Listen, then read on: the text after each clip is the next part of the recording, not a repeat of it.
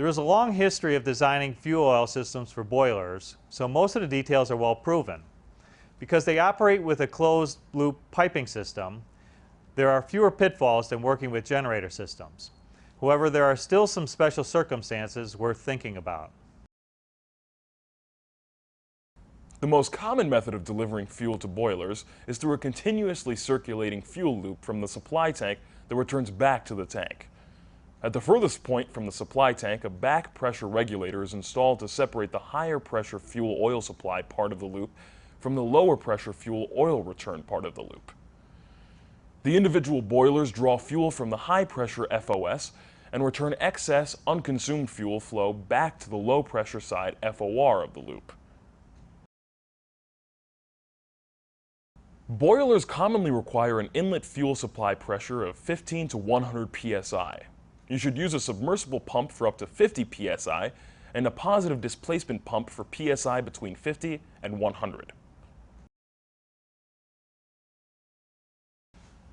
Back pressure regulator valves are used to separate the fuel supply and the fuel return portions of the loop.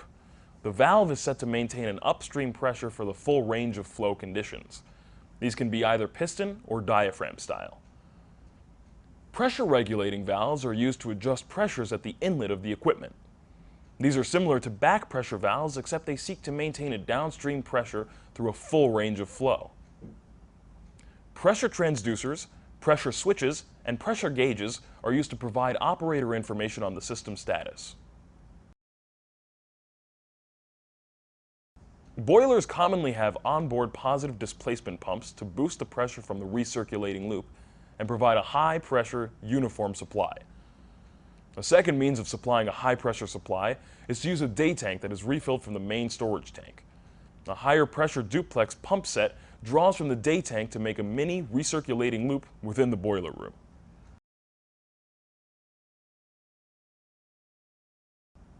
Low pressure requirements for boiler and heater equipment are also a challenge. Circulating fuel from a remote bulk tank requires maintenance of pressure in the supply lines of approximately 15 psi to provide nominally regular flow and pressure.